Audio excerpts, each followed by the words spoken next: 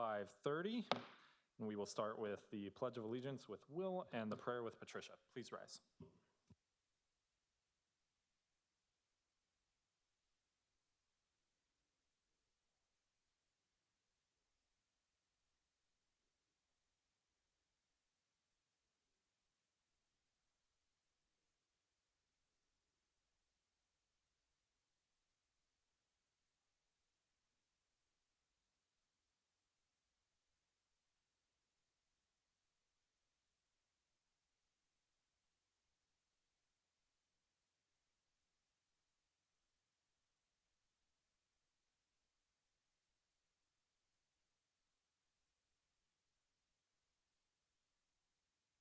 Thank you very much. Kelly, can I have a roll call, please? Chair Solis. Present.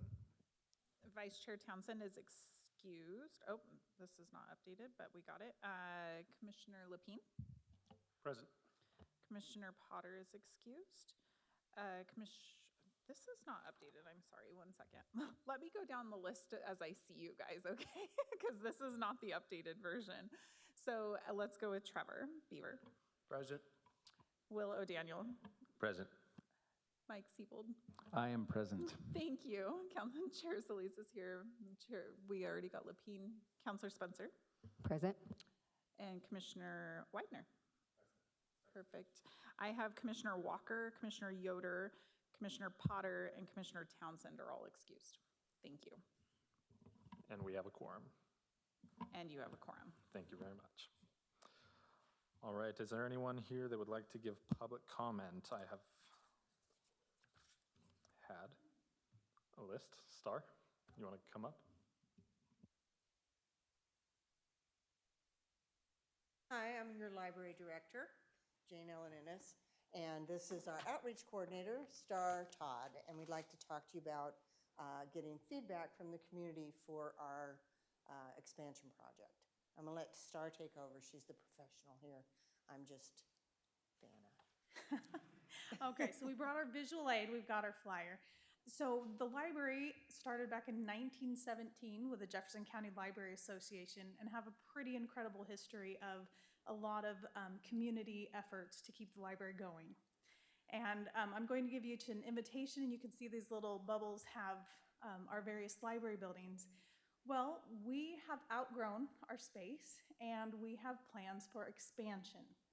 We have employed an owner's rep and have selected an architect. But before we have any designs drawn up, we want as much community feedback as we can. On Thursday, we have 2 sessions, one around lunchtime and one in the evening, where the architects are going to come out, give a brief presentation, and then have some poster boards that are interactive to get community feedback. So we just want to invite each of you to come out, and I have some invitations, if it's okay if I pass them out. Please. We're just at the very beginning of this process.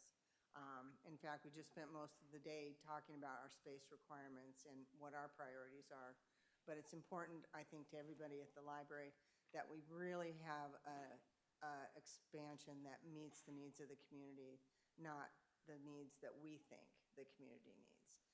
So I hope as many of you can come as possible. We're really looking for some broad feedback on the best way we can continue to serve the community. You have any questions? Have any questions? Let's just say, so it's on the record for the public, the 2 sessions are January 25th. One is from 11:30 to 1:30, and the other is from 5:30 to 7:30. So anybody in the public is more than welcome to come and make your voice be known for the future of our library. Thank you. Light refreshment. Oh, yes, we'll have cookies. Thank you. Perfect, thank you both. Is there anyone else in the room that would like to make public comment before the Madras Redevelopment Commission? Anyone online? Public comment? All right, seeing none, I will go ahead and close public comment. And next on our agenda is the MRC consent agenda. I would entertain a motion. I move that we accept the MRC consent agenda as presented. Second. Moved and seconded, all in favor? Aye. Aye. Any opposed? Aye. Motion carries. All right, item number 1 on the regular agenda is the MRC vouchers from October through December. Rose?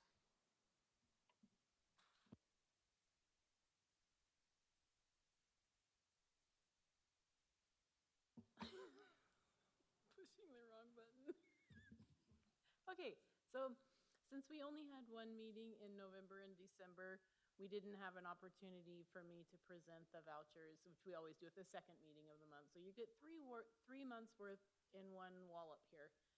This is basically everything that we've paid out through accounts payable for MRC bills, expenses. If anybody has any questions? One, the winter evergreens, the Madras Garden Depot, the MRC is in charge of the plants in downtown? I mean, where do those evergreens go? Yes. That's fine. Michelle knows more about it if she wants to. Oh, Nick can talk about it. Yeah, we started doing that, gosh, in maybe 2014 or 15. And the reason was former Mayor Widmer and former Madras Redevelopment Commissioner Doug Lofting, their leadership purchased the flower pots and purchased the flowers back in 2012. And after a couple summers of doing that, we found that those pots being empty were really nice trash cans. And so what we decided to do was to fill them with some winter greens, plants that required little water, but would not become a trash receptacle. And so since then, we buy those winter greens, and should they survive, because they do need some water, but some of our winters have been pretty dry, the Public Works Department will deploy those out in public parks or the community as needed. In fact, you can go up to the golf course today, and some of the small pine trees up there came from the downtown many years ago. Okay, thank you for the explanation. Any other questions? I have a question. So are you looking for a motion on this? No motion, okay. I believe we do need a motion to approve the accounts payable and vouchers.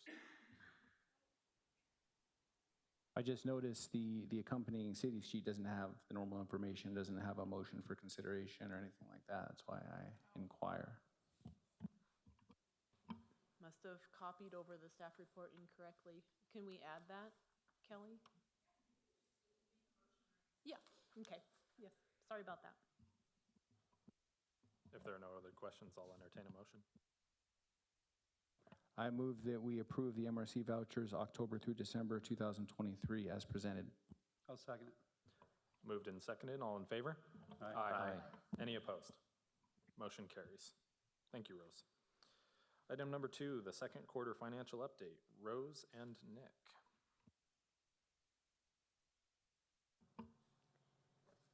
So this is the second full biennial when we switched to doing 2-year budgets for the MRC instead of 1 year.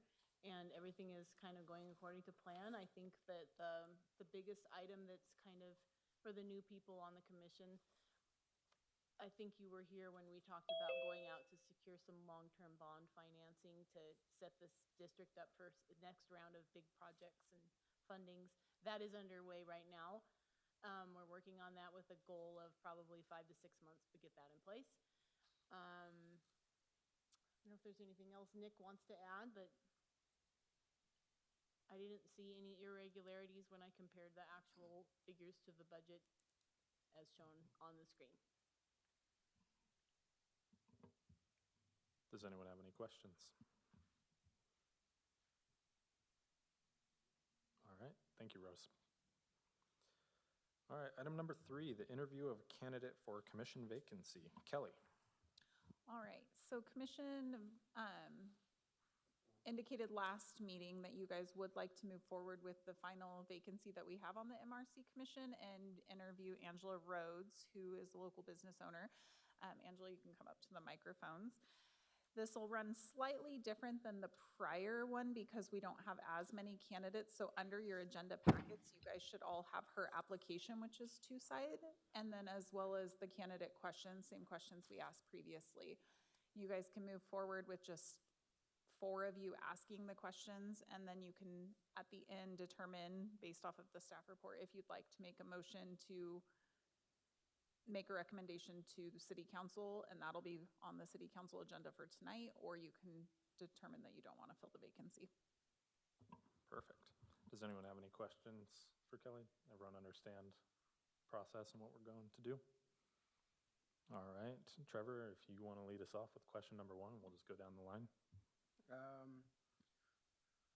Good evening. Hey, Nice to meet you. So why are you interested in serving on the MRC specifically versus other committees or commissions at the city? the commission where you have to live in the city, I couldn't be on that because I don't live in the city. I was gonna try to get on that because I have a business in the downtown. I grew up here and I have my business here, and I'd like to help other business owners and then kind of know what's going on. I kind of know what's going on the outside, but if I'm in here, I would have a first time seeing them also if I don't see them out there and hear about it. And I just enjoy helping and pulling people together and making things big. Thank you. Revitalizing the downtown area is an important focus of the Urban Renewal District. Do you have any ideas for improvement that you would like to see downtown? Yes, I would love the Thomas Sales and Service Building to look good. I would love that. There are a lot of things that have been done already, and being on the Downtown Business Association, we've been working for years to make things better down there. I think that I think it's coming together slow but sure. Great. The commission is always very involved in the Madras Housing Urban Renewal District, also known as the HURD. What are your concerns for housing or ideas you'd like to see implemented regarding housing in the glorious city of Madras? I'm not involved that much in that. I'd have to learn about it. It's just not something I have a lot of information on. Fair enough. Appreciate your candor. Yep.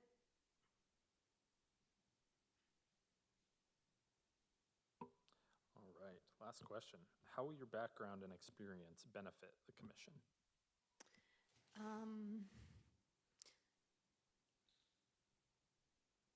I have a gift of being able to bring people together and make them excited about doing things that they don't even necessarily want to do at the time, but then when they do it, they're excited about it. I love to help and bring people together. I don't know how else to.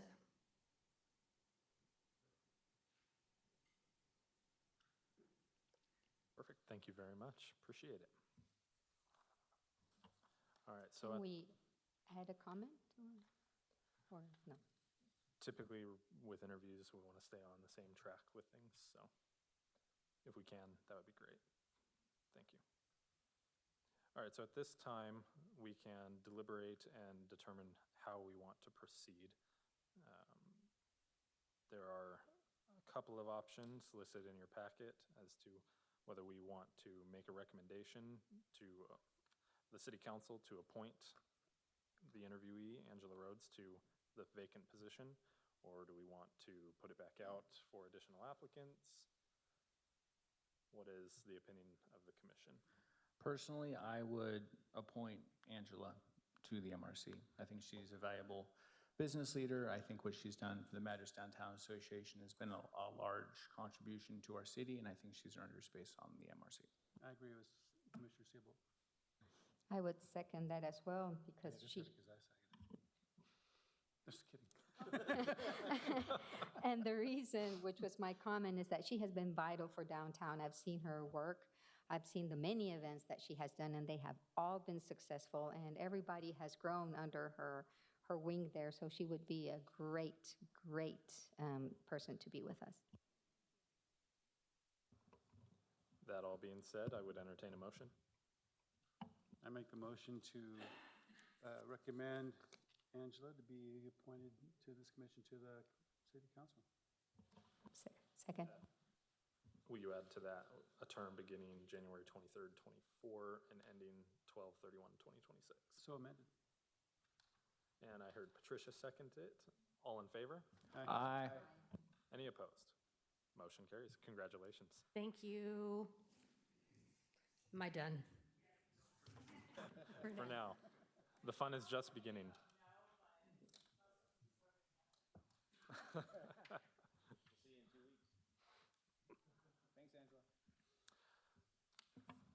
All right, next item on the agenda is the Lincoln Capital Management Loan Subordination Request for the MRC's loan to J&C Fifth Street LLC for the Spot project.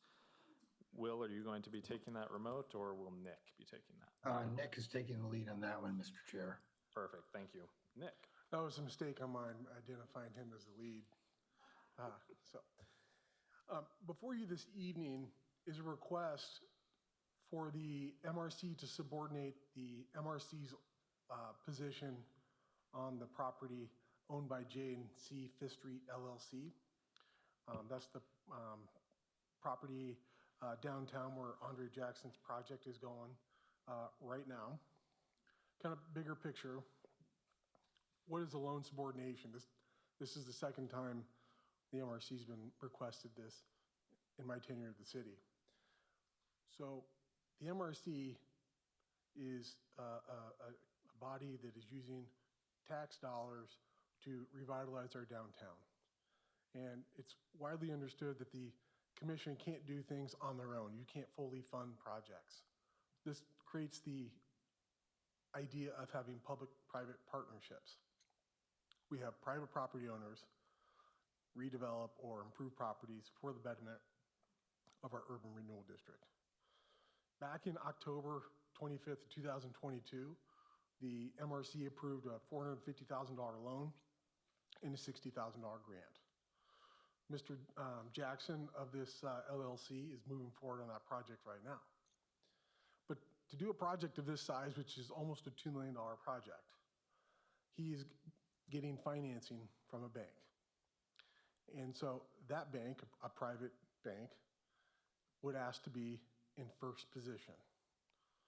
So the MRC's loan, let me back up for a second. The MRC's loan is secured with a trust deed so that if anything happens with the property or he should go in default, we have the ability to recover our costs of the loan, okay, through a foreclosure process.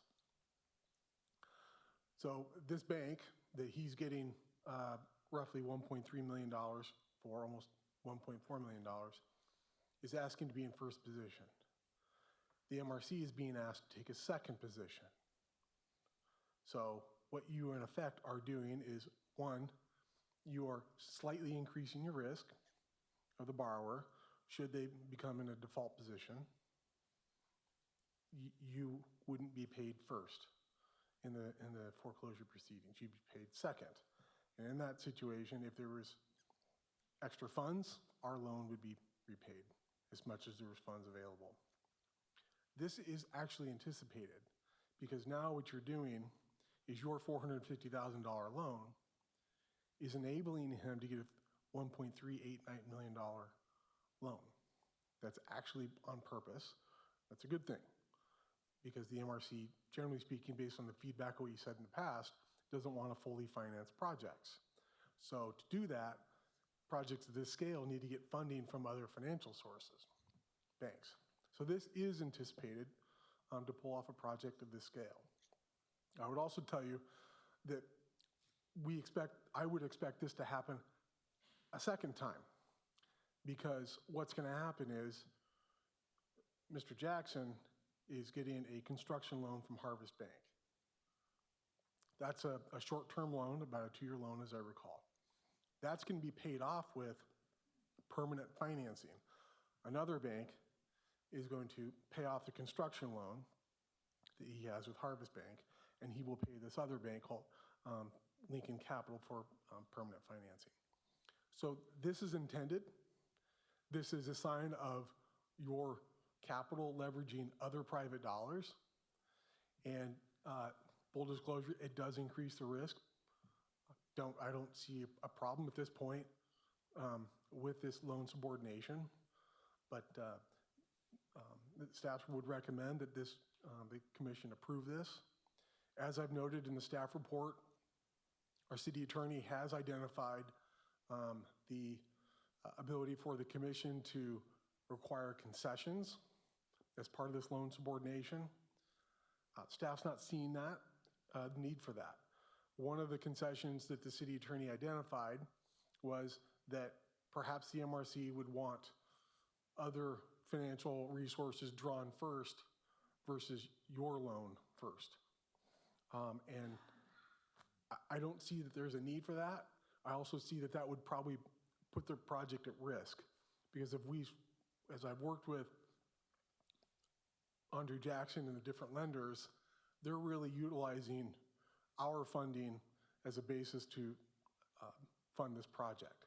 So if we change up whose money is being drawn from first, that's really going to could likely alter his ability to close on these loans. And I don't think that's in our collective best interest. So it's for that reason I have not recommended any concessions, but for full disclosure, the city attorney identified that that may be something you could do, and I want to let you know that. So with that reason, or with that background, staff's recommending that you approve the loan subordination. Should you have any questions, I'm happy to answer them now. Yeah, please. So, good evening, Mayor, City Council, staff. Thanks for this opportunity. So how this loan is structured is actually Lincoln Capital is out of Texas, and they do construction loans. Harvest buys the loan from Lincoln Capital, and that's through the SBA, and that's it's a 25-year loan. So that is the structure. So the loan with Lincoln Capital kicks in. After about, I think it's 6 months after completion of the building, then we would transition with Harvest with the SBA loan, purchasing the loan from Lincoln Capital, because Harvest does not do construction build-up loans, but they do loans with the building already built. So that's how that particular piece works. And Harvest has already guaranteed that loan because Lincoln Capital would not have committed to the loan without that guarantee of Harvest coming in and purchasing that. So everything has already been agreed upon between the two banks and myself. I have a question actually for you, Nick, and for perhaps Will. So I know we've been kind of revising and redesigning and revamping our whole MRC process. If you could remind the MRC, did we make any official loan subordination policy, the way we're going to handle moving forward? Have we touched that part of our design? Do we have a go forward as far as we will only ever be in position 1, 2, 3, or have we not made any sort of official policy regarding that component of it? I've never seen an official kind of policy or practice on that, in part because when staff's bringing you funding requests, they're also at the same time oftentimes getting all their capital together.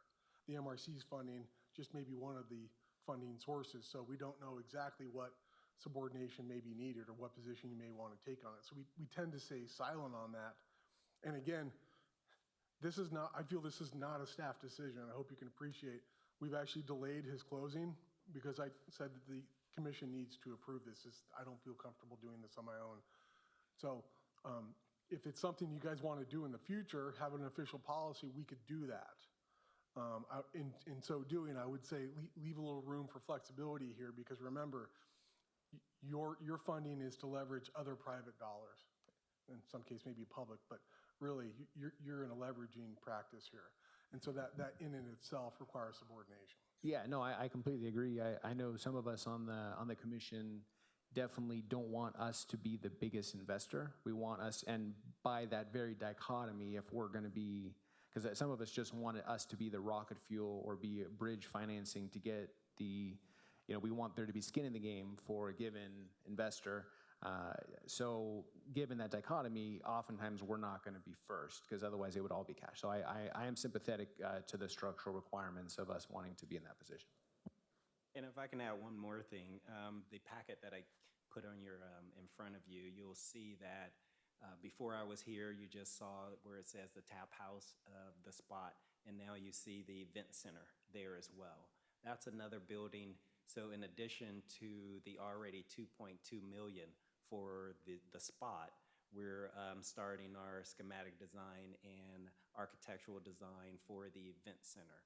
And that was based on, I think you remember when I first came up here a long time ago, it seems like, that was more of a smaller type venue. But after doing my research, not only in the Madras area, but regionally in Central Oregon, there's a huge need for an event space to hold around 500 people. There's a huge need. So that's what I'm reaching up for, to meet the need, not just for the city of Madras, but also for the region, to bring, as I shared before, is not about just Madras, but we want to bring people to Madras, and that's the goal. So, and that building is going to be probably run close to about 900,000. I have some concerns. You mentioned an event space for 500 people. That lot in that area can't sustain 500 people coming for an event. I just don't see the feasibility there. Where's the traffic gonna go? Where are the people gonna go? What's that gonna do to the highway right through town? So I have concerns about some of Right, the structure. I'm working with ODOT as well as the architect. They're doing their due diligence in regards to the size. I mean, we're going all the way down to how many restrooms do we need to compensate? I mean, not 500, but I'm saying that's the largest capacity, but it will be around anywhere between 350 to 450 that will be more adequate for that particular size. And of course, it's all coded, so you can only build a building that will, you can only have as many people as you're allowed code. So those particular pieces, and it'll also work in when we get to the design portion with how big and the functionalities of it. That's when our architect will start working with city staff and community as well. So I totally agree with you. You have to have the infrastructure. Like, for example, I contacted Chief Potter months ago in regards to, and I told you before, safety is number one on my list. And he approved my, or he thought it was good enough, my camera system and security system. So yes, I totally agree with you, and definitely looking at the details, because that's what makes a difference. Nick, I also have a couple other concerns. One regarding the MRC giving up our first position on the trust deed. And specifically because we just went through a lengthy process where we ended up denying another individual, another company within our community a loan because it would have required us moving to a second position, and for a much smaller loan at that. And so I have concerns about some of the PR that this would give if we were to do it in this. I also have some concerns that the property that, as it currently stands, is probably not worth $450,000, would be my guess. And so if we were to lend out this money, it was utilized, and then they defaulted on the $1.3 million loan from the bank will recoup the property and not nearly even touch their loan. And so then we would be out the whole $450,000. So I think that with a subordination agreement, concessions have to come along with it. At least to me, that's the name of the game. That's how it works.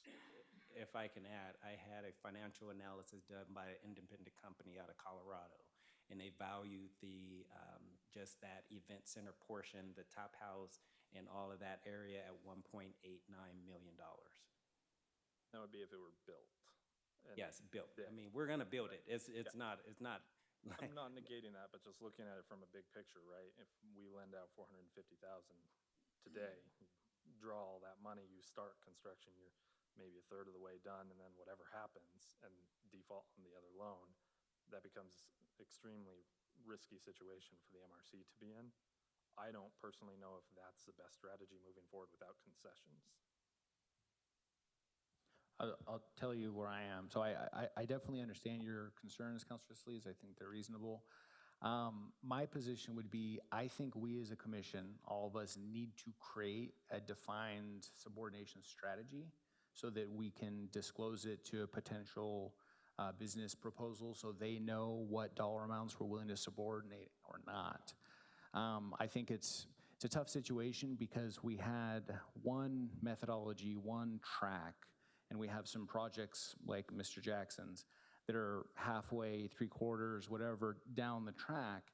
So, you know, and obviously Mr. Jackson has incurred a lot of costs so far within this project. So I think where I'm at is I'd be inclined to approve the loan subordination because I just feel it's slightly bad faith to kind of change the rules of the game midstream. But then I would also create a policy moving forward on the front end so we have consistency from the PR aspect, which I think Councilor Sleaze rightly points out, so that everybody feels like we're fairly applying the rules evenly and not picking winners and losers. So that's where I'm at. I'm struggling for the same reason as Commissioner Solis. Early on in this, I was kind of curious because, again, we struggled with another request, and it didn't go through because we didn't want to be the second. And it was like after all this big argument, and all of a sudden we said, oh, would it be second? Well, that makes it easy. We can't do it. And I think if we do it now, it kind of sends, we're going to be consistent now after this? Well, can I point out one thing? We didn't, you're talking about the Wild Wing situation, right? Well, that one, we hadn't approved anything. So this is a different. We didn't approve it because we wouldn't go second. But this one we already approved. So you're comparing apples to oranges. He's incurred cost based on us approving stuff. That one we never approved. So I don't disagree from a PR perspective, but that was like meeting one and they never got past the gate. Mr. Jackson, we let pass the gate and he's already deep into the process.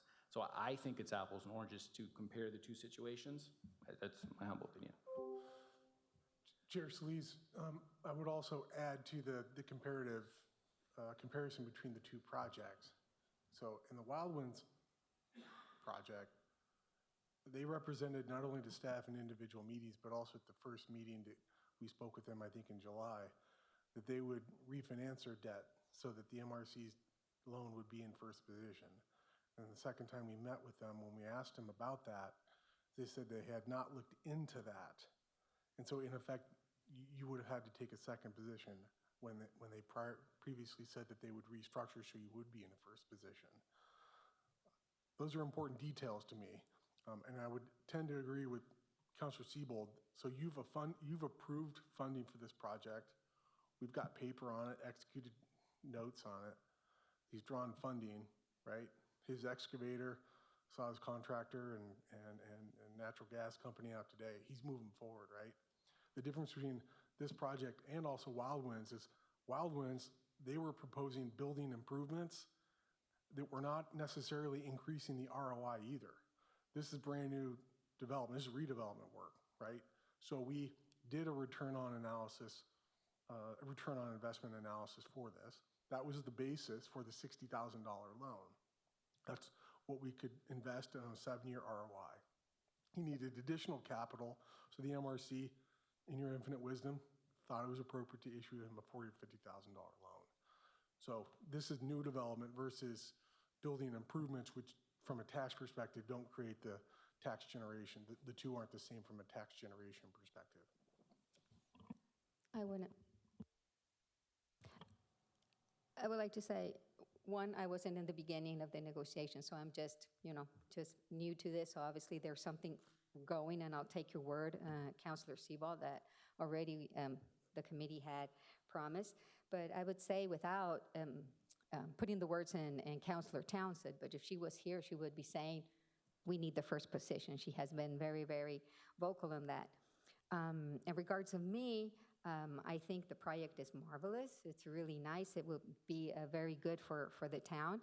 And what I want to congratulate you, I think, is to say that a project, when it's absolutely funded with other money, because it's absolutely funded from outside, that's the best projects because you don't put your own money and the rest goes outside. And that worries me because if there's no skin in the game or some, then obviously it's worrisome. We don't have that much money. But it's a good project, et cetera, and I think I will go with with Counselor Sebald. I mean, there was already an approval, and I would have to honor that. That's important. But going forward, we need to look at our policies. And Counselor, personally, I have put over $600,000 into my own money into this project already thus far. Andre and Nick, maybe you can correct me if I'm wrong, but my notes from a previous meeting where we did discuss the 450,000 and approved that, we approved that with the understanding that you were already fully funded, that you had already secured the other capital that you would need in order to proceed with the project. So that's also somewhat concerning to me, unless my notes are wrong. It's concerning to me that it appears it wasn't fully funded at that time. I think we're talking shades of gray here, because Mr. Jackson had worked with both Lincoln Capital and Harvest to, I guess, get a loan approval. What the difference is now is he's closing on one of the loans now. So he's getting ready to execute that loan that was previously approved. Thank you for the clarification. I would love to hear, we have 3 new commissioners, not to put you guys on the spot, but I would love to hear your guys' fresh takes. I believe if it's already been agreed on, we should try to keep our word on that, and then moving forward, update our policies for it. Exactly what you guys been talking about, so. And I think this is exactly the kind of project our city needs going forward, and more like it. But as far as the subordination agreement, I would support that too. I think it's worth the risk, and it's what we need in town.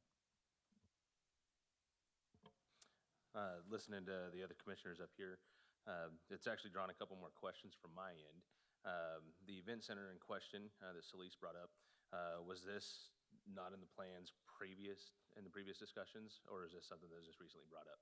In the previous plan, there was a little amphitheater in the corner of near where the Spot building is, and it was maybe twice the size of this podium here. So it was going to be a smaller type venue. But after doing research and talking with people in the community and around in the region here, and seeing the need is great for a facility like that, not only for Madras itself, but the region, I decided to step it up and do something bigger and better to represent the great city of Madras. Basically, I said, why go small? Let's go big, and let's give the entire region what they need. Okay. And then on that as well, I do agree with Commissioner Sebald with if it was already approved, then that is something that we should hold our word to. But of course, drawing up the plans, and from what Celeste mentioned, was where my concern came in. So thank you for clarifying that on our end as well. So just as a reminder to the commission, if we were to deny this, that does not negate our word on what was already approved. The $450,000 would still be allocated towards this project. We would just not be accepting the subordination agreement and taking second place on the loan. That doesn't mean that our $450,000 is not allocated to this project, and that there's not the opportunity for Mr. Jackson to continue said project. We would just be saying no to this. That's the aspect I'm opposed to, not opposed to what we've already funded on it, the $450,000. I think, like everybody else up here has said, great project. I think it would be great for the community. I'm just not sold on the subordination agreement. But to say to decline would kill the project immediately. Funding would be gone.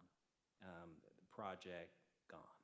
Oh, I'll say this. I definitely appreciate it's tough because I absolutely appreciate the fiduciary responsibility or perspective that my friend Councilor Celeste and our illustrious mayor are coming from. The tough part for me is that previously we've pretty much granted these subordinations. We had never really, we've changed cultures, which I've been a big proponent of. I'm glad we're doing it. And I'm glad that we're going to be more strict in these things moving forward, everything from interest rates to subordinations. I just still, I feel like if we are going to create some sort of policy where we're going to be strict on this, we need to be on the front end, and we need to be disclosing that before projects get started. Because if we have a culture that does everything, one path, and then we happen to have one project that's midstream right when we're changing, then they kind of unfairly get targeted or hit because of their unlucky timing. And I kind of feel like this is that case. So I would view this as maybe the last one before the garage door closes, or at least we as a group come to a consensus on where subordination policy should be. I am sympathetic to what Nick said, that we probably will need to subordinate in some situations if we don't want to be the big heavy in every deal. So we have to be nimble. But I personally think it's better faith to go ahead and just approve it and move forward. You mentioned that we've done this before on multiple occasions, and I don't recall any in the time that I've been here that we've approved a subordination agreement. Nick, do you remember? There's only one other time, and I'm forgetting his name. I'm going to look at Mr. Allen. Central Oregon Insurance, the owner of Central Oregon Insurance, we issued them about $110,000, $50,000 grant, I think a $50,000 loan, and they were refinancing, restructuring that business, and so they needed a loan subordination with that, and that was the only case we've done it for.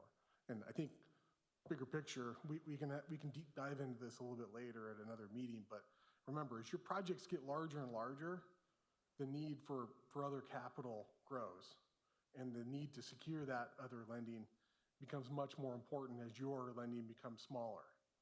And so this concept of leveraging your I don't want to say meager $510,000, that's a lot of money, but you're leveraging that for a lot more money. And so that's, by definition, what we're trying to do is to leverage outside investment from our community for the redevelopment of our downtown. Can we set up a policy? You bet.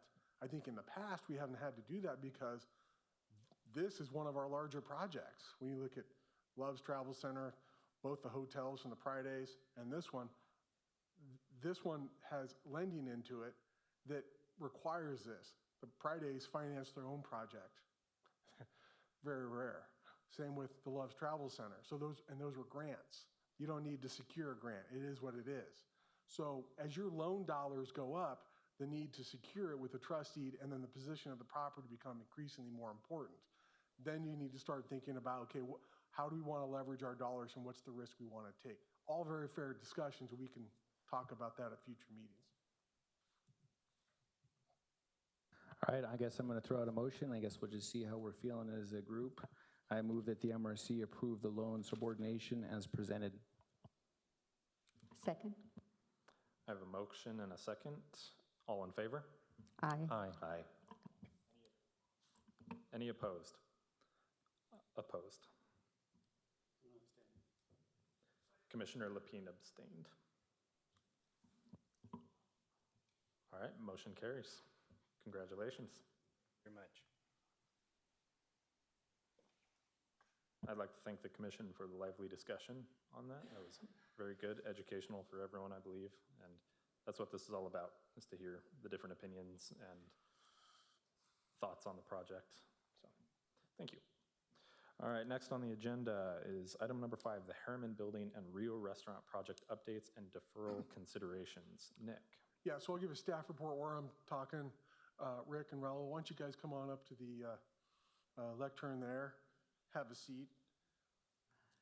This evening, I scheduled both of these gentlemen to come in to give updates on their projects for the Harriman Building patio renovation and the Rio patio and bathroom expansion project. This discussion for some of our new commissioners comes out of our December work session and first meeting in January, where we were looking at refinance options for the MRC's debt in the situation where we have a high interest rate on our line of credit or higher than we want, trying to manage our debt, trying to find, quite frankly, the cheapest money out there to fund projects within our district for the ultimate benefit of the district. And one of the concerns was, if we go forward on a bond issuance to pay off our line of credit, which is a kind of a short-term or temporary lending instrument and convert that into a bond, a 20-year bond, there may be a period of time where we may need to stop funding projects. Our commissioners at the time said, whoa, that's something we would like to avoid. So we had them come in this evening. They'll give you an update. There was discussions that I've had with both of them about maybe delaying their projects 2 to 3 years. And even since then, thinking through some of the mechanics of the bond finance process, I think there's a couple things I want to tell the commission. Number one, staff does not have any applications in right now for additional funding for the MRC, for HERD or MERD. So if you did today, based on your new process, it would take basically 3 months for them to get an approval from you. Then they're going to need at least 3 to 6 months, maybe even a year to get started. Andre Jackson's project is a good example of that. We all want to start our project right away, but then unfortunately construction's really difficult. There's delays. So what I'm telling you here is, number one, we don't have any projects in the hopper, so our need for capital is fairly low. And even if there was, you could approve that with that funding being available 3, 6, 9 months, whatever you want, after you formally approve that. So you can get through the bond refinance process, pay off your line of credit, and then use your line of credit that would have a zero balance on it to fund any of those projects that you would want. So this time period of, the bond finance, bond issuance, and not having to fund any projects doesn't look practically like that would happen. You would still be able to entertain development and funding requests. It's just a matter of when you structure your deals to where that funding is available for them. In almost every case that I've, or every project I've brought to the commission where there's substantial funding around it, none of those dollars are being used immediately after those funds are being, those loans are being executed. It's usually 30, 60, even more, 30, 60 days, maybe 6 months afterwards. So there's a delay there. And so I think that works to your advantage. So, in that context, wanted to have Rick Allen representing the Brick House Group, which is the owner of the Harriman building, and Raul Arriaga of Rio, who's one of our longtime restaurant owners here, give you an update on their projects. And from there, Chair Solis, I'll let you proceed as you see appropriate. Perfect, thank you. I don't know who wants to go first. I'll leave it up to you guys, though. I'll hand this out to you guys.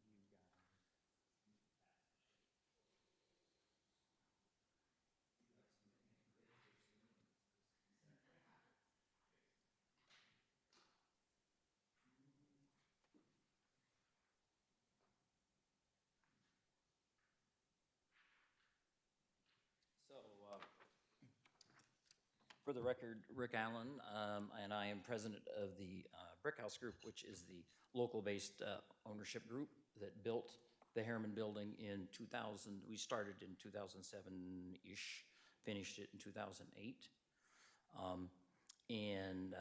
So we had applied for a patio remodel as, COVID kind of changed how people eat.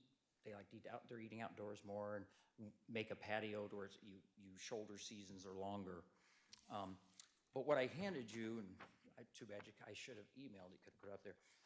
There's so many of you that were not here. It's funny how time flies. In the bottom picture, where the two pictures are, that is what people saw sitting at that traffic signal. To the right-hand side of that is Great Earth is across the kitty corner, and the new remodel on the other corner, and this was what was there. And you'll see there's 10, 15 feet or 12 feet of hard pan. It was a hump. There was 8 properties, owners on that entire area, and that includes going back toward the bakery. So that was a blight, and urban renewal's primary function is to actually remove blight. And that's by its definition. That's why it was created decades ago. It's a national deal. And that, nobody was gonna take that on. No person could go get 8 people to sell them land and then try to do all of this, So anyway, that's how it all got going. And, you know, we built that, and the patio worked, and it's a great-looking patio, but now needing heaters and making it larger and everything. So that pond area you see in the '08 picture, and in the back, you can kind of see blocking some highway noise.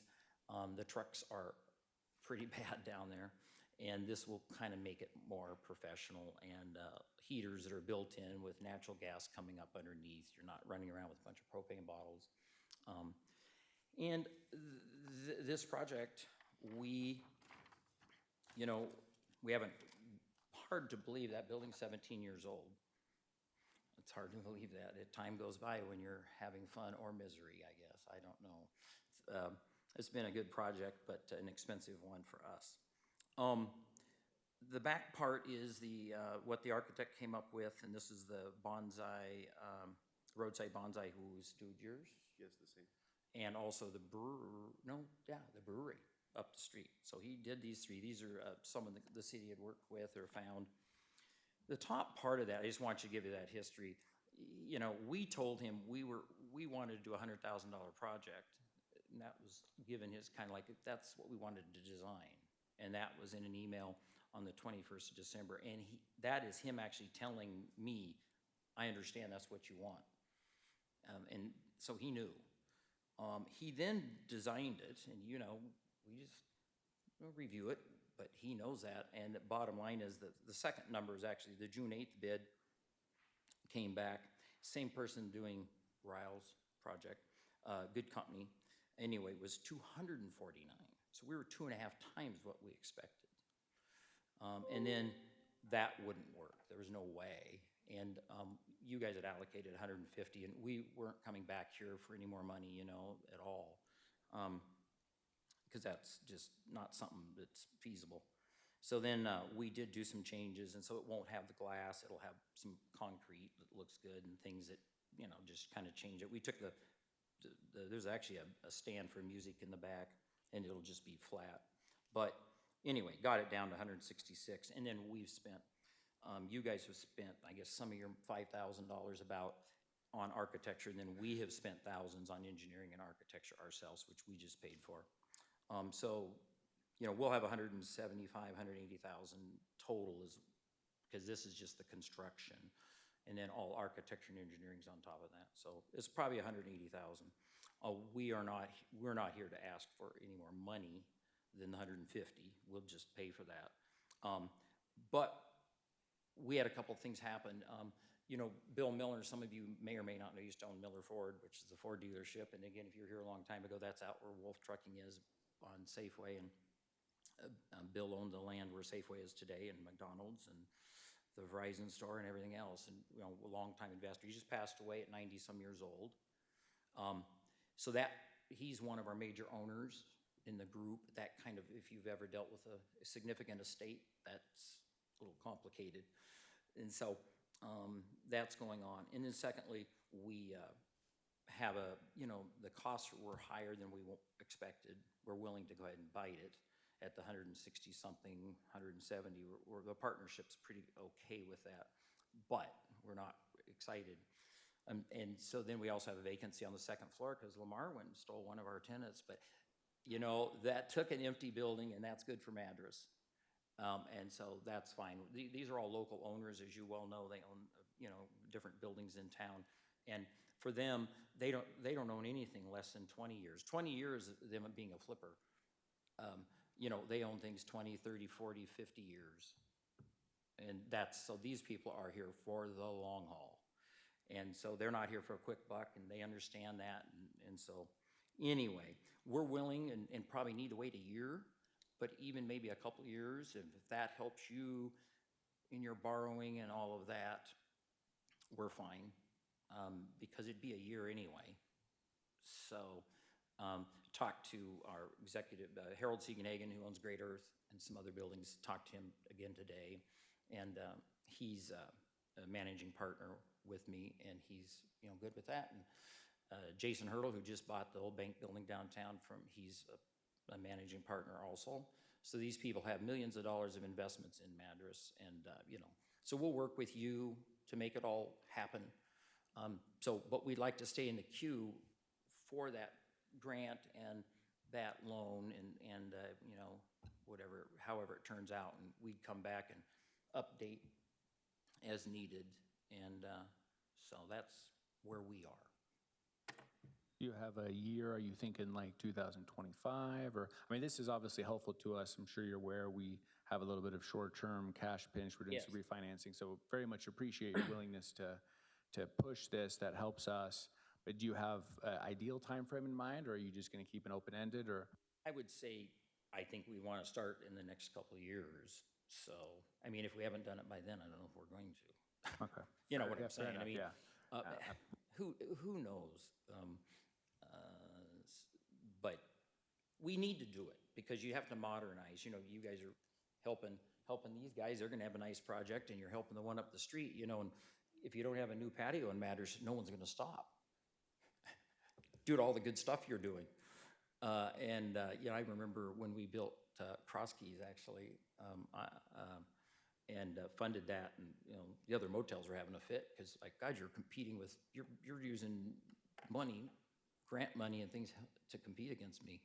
So that's always a little bit tricky, and so I think this kind of takes care of the downtown crowd that's really, you know, out downtown with things.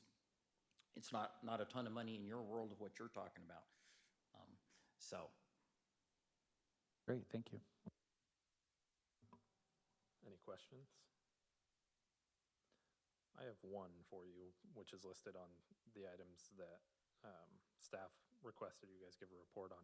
If you delay the project, are you open to changes to your loan interest rate?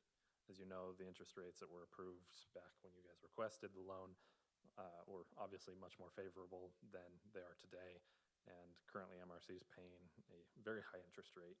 And so we're trying to make sure that we can be fiscally responsible of the taxpayers' money and not let the money bleed out on the MRC. Sure. So is that something that the I mean, we Brickhouse would group is open to? talk about it at that time when we actually, you know, I guess, execute. I mean, if we have Jimmy Carter interest rates of 20%. Yeah. No.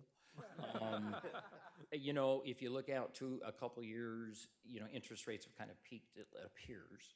So, you know, you've got 5.5% for the longer loan there. You know, if it's 6.5,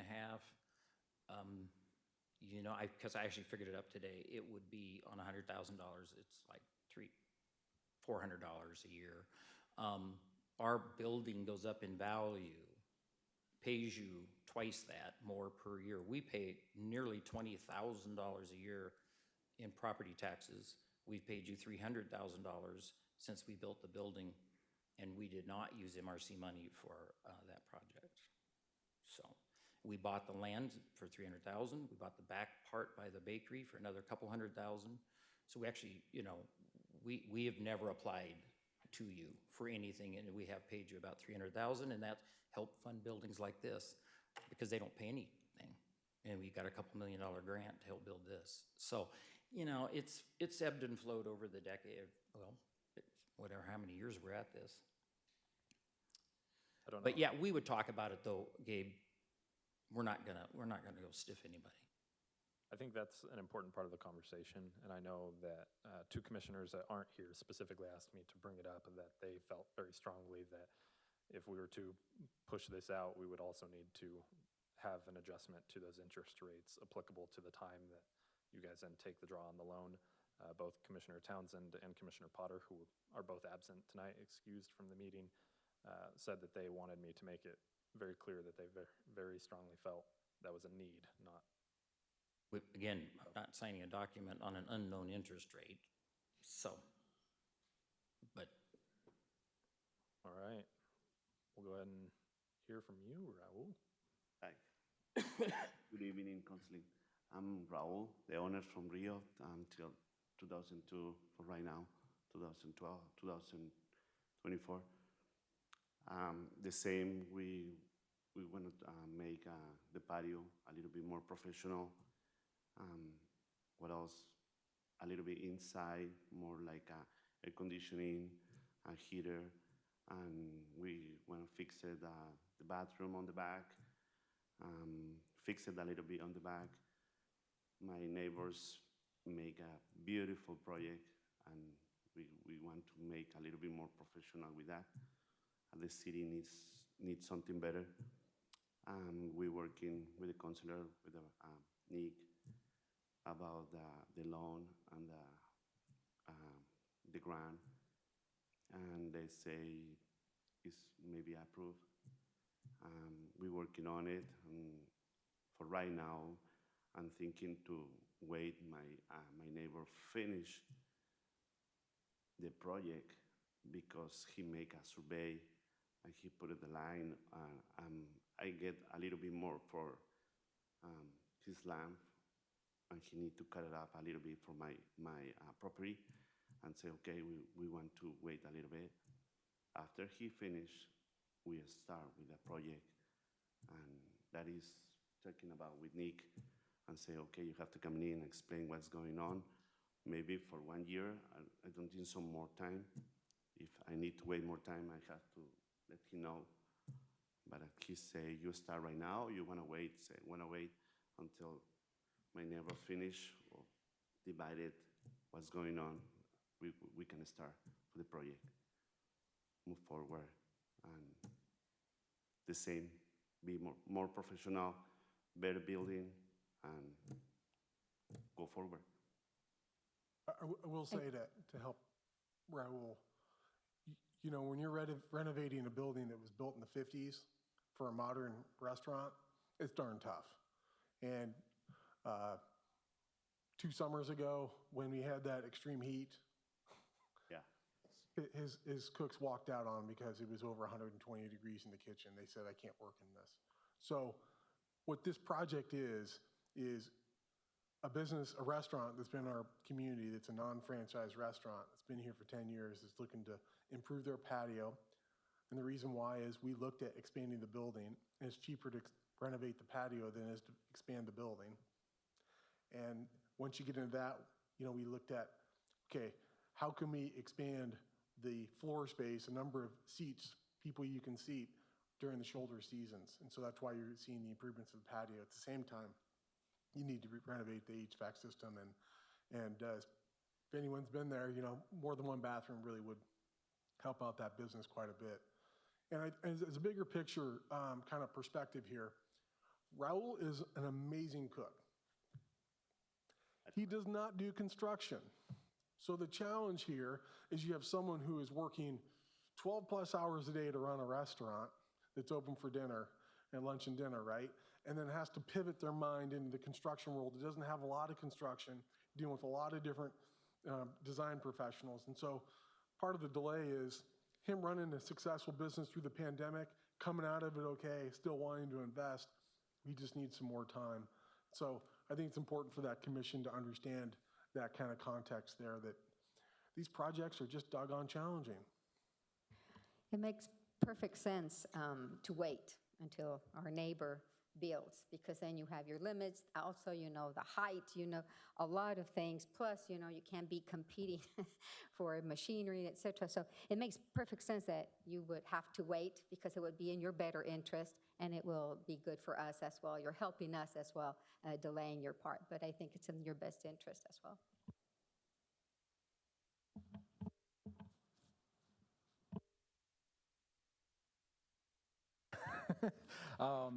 Yeah, I absolutely appreciate that you're willing to wait. Absolutely support Rio.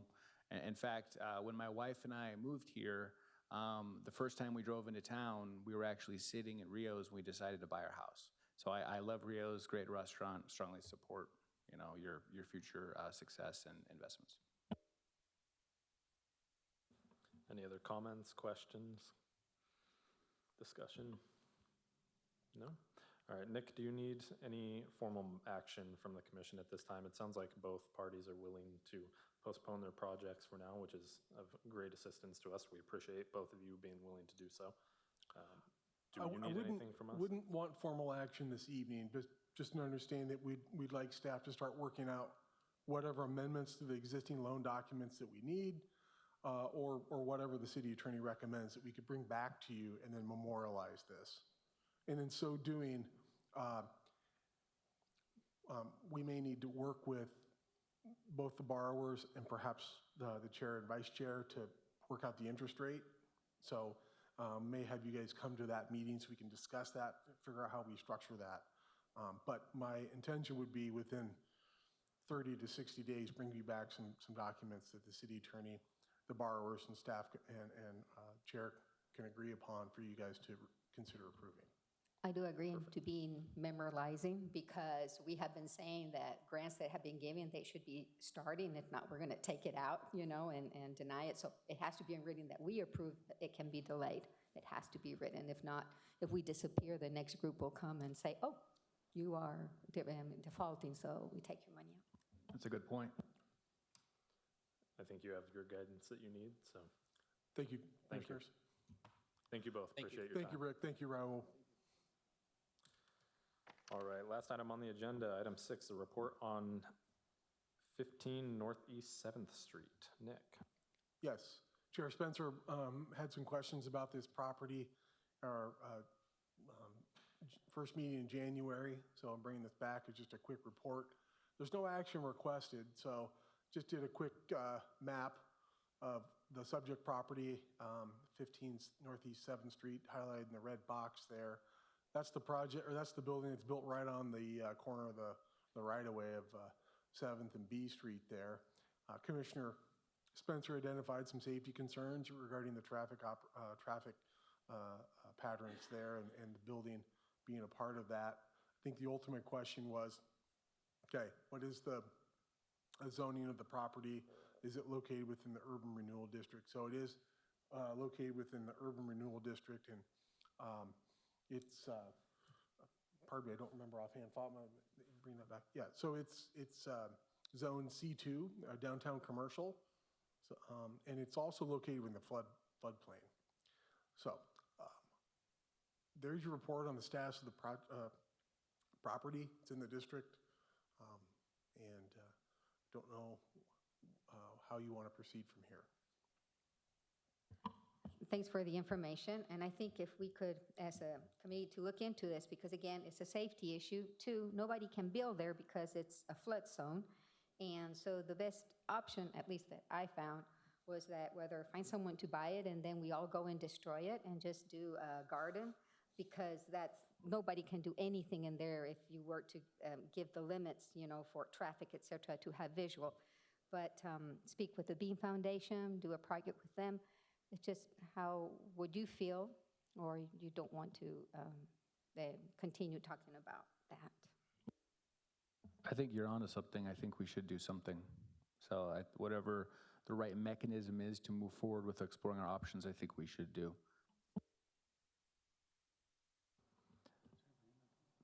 I'd have a couple of concerns. I mean, who is the building currently occupied? Who owns the property? What is the general use of it? And I mean, if we're going to be looking at doing something with that property, we then have to look at the kitty corner property, which is the same scenario. And if we get into that conversation, then we're going to be looking at several properties all throughout the city and even throughout our Madras Redevelopment District. And the food bank's going in the kitty quarter across the street. But the conversation would still need to be had if we were to proceed. I mean, I'd be open to hearing staff's thoughts on it. I don't know if I personally see it as a priority. I see a lot of potential concerns that we would jump into a pit that we couldn't ever get out of, just with the amount of buildings that probably fall under this same type of scenario. Yeah, we can look at some different options and then also how to structure that conversation with the commission in an appropriate manner that protects your best interest. Maybe we can loop this in, because I remember at the last meeting I asked about those other 2 properties. You remember that? And if I remember correctly, correct my memory, I'm an old man, but that I think you were doing some sort of appraisal or some sort of assessment to figure out our options. So once you have, I realize that's not instantaneous, once you do have a timetable on that, if you don't mind proactively sharing that with us, I appreciate you probably don't have one now, maybe you do, but just once you do, just let us know. I don't want that to die on the vine. I want us to move forward with those 2 unoccupied properties. Yeah, I have a report on that as well this evening under additional discussion. Just to point out, at least in this map that's available, it looks like there is 6 other corners just in this block that have that same type of scenario. You're looking at the kitty corner from this particular property, and then intersection of B and 6th, and then what would that be?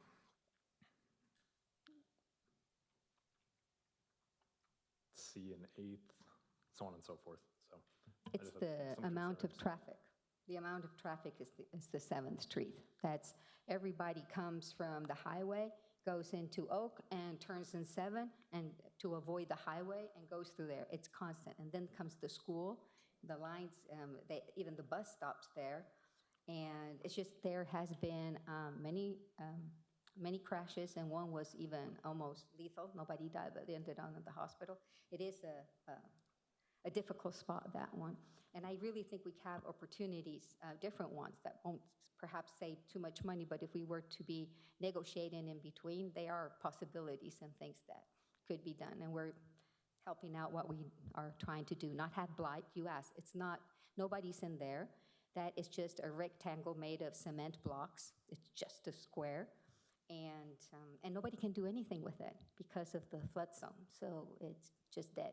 And now the food pantry is trying to get the other part that has the corners that you were mentioning. And obviously, I guess when we get to that, we'll say, hey, you can get it, but you're going to have to cut the building and push it back. I mean, we'll put some conditions. I don't know. We'll help it out. I think we just need, I think my advice is just we need to be careful as we look into this, that we protect the city, that we don't get into a project that is going to be just so large throughout the entirety of the city to get it fixed everywhere. I don't disagree with Councilor Spencer about the concerns at this intersection. I drive it about every other day, so just putting that out there, but all right. So you want staff to bring back some information to you either in a regular meeting, perhaps even executive session? We'll bring in some traffic and crash data, some other information as well. Is that something you'd like to see in maybe 60 days or something like that? It's probably not our staff's top priority right now, but it's something that we want to present to you so you at least have that basic information to start formulating a basis for how to move forward. I can probably look up some crash data.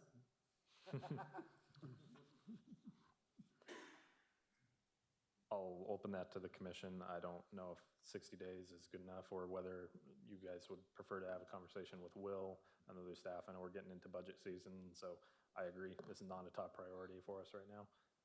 I think there's other things that we need to look at, but not letting this fall off the radar.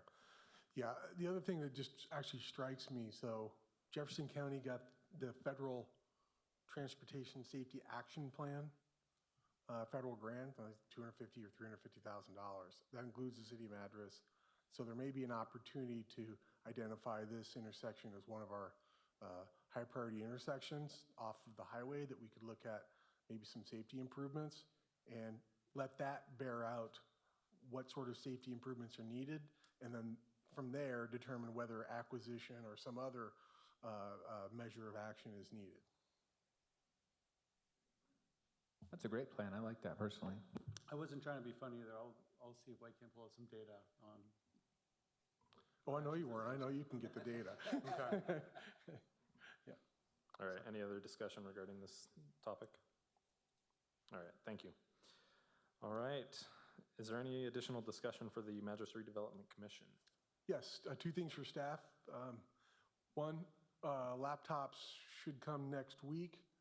Of course, we had a little kerfuffle with that, and coming from Lenovo, our ice storm didn't help that. So I expect at our next meeting, our new commissioners and Commissioner Potter will have laptops like the rest of our city councilors that are commissioners as well. So you'll all be using basically the same device. So that, and then secondly, in terms of the 2 properties that the MRC owns, one to the south of the Harriman building, second would be to the north of the Mid-Oregon Credit Union property. I did get a proposal from the consultancy that's looking to write grants to the state of Oregon. So the general structure here would be they need about $3,000 to write those 2 grants. Those grants would be somewhere between $25,000 and $50,000, depending on the scope of work. And then the city would need to be contributing 10% of the cost of the project. In other words, 25% of $25,000 or $50,000. So I'm hoping to figure that out in the next week and a half, and then bring that to the commission for you to review and take appropriate action whatever you see.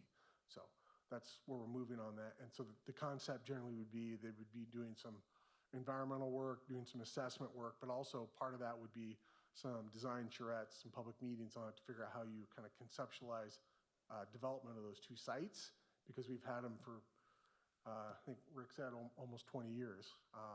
So we need to do something, maybe get a grant to address some of the environmental information concerns, and then develop some concept plans to help put out there to the public to visually communicate what might be possible there.